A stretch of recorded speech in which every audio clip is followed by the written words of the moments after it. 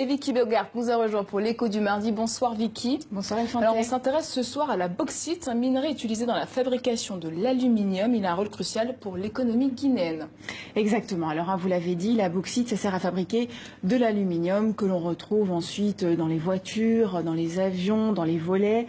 Et donc, en fait, on le trouve vraiment partout, donc sa demande explose. Et la Guinée, eh bien, elle fait désormais partie du top 3 des pays producteurs de bauxite, derrière l'Australie et la Chine.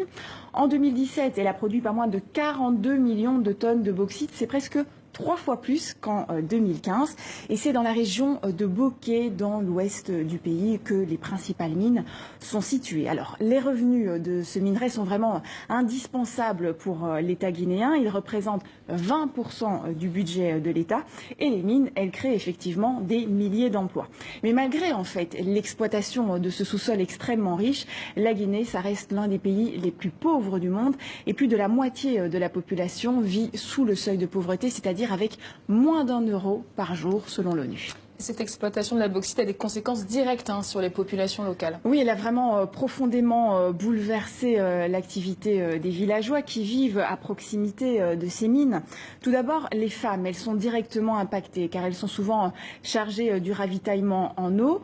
Eh bien, les mines, parfois, ça obstrue ou ça pollue les rivières. Les femmes sont donc amenées à faire des distances toujours plus longues pour aller chercher l'eau tous les jours.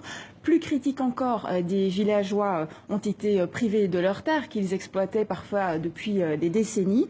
Et en échange, eh bien, ils ont reçu une indemnisation, mais ils n'arrivent plus en fait à générer des revenus sur le long terme. Et c'est ce qui ressort en fait d'un rapport alarmant publié par Human Rights Watch.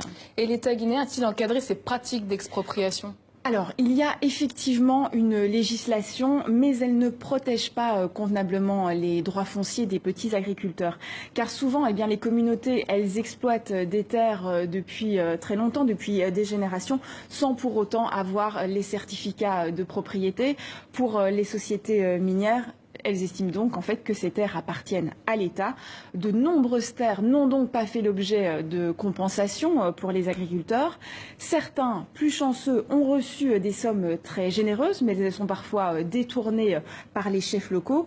Et il est vraiment difficile de savoir où il faut investir ces sommes pour que cela soit bénéfique à long terme. Une indemnisation en fait plus juste, c'est une indemnisation, l'attribution d'une terre d'une même valeur et d'une même surface à celle qui est perdue. Et vendredi, dans le cadre de sa tournée, le Premier ministre guinéen est justement venu à la rencontre de la population de Bokeh. Il a affirmé que l'exploitation minière devait vraiment profiter en premier lieu aux natifs de cette région. Mais précisons quand même que l'une des grandes sociétés minières, la CBG, la Compagnie des bauxites de Guinée, est détenue à 49% par l'État, qui est donc à la fois régulateur et actionnaire de cette exploitation des mines. Merci beaucoup Vicky, à bientôt. À bientôt.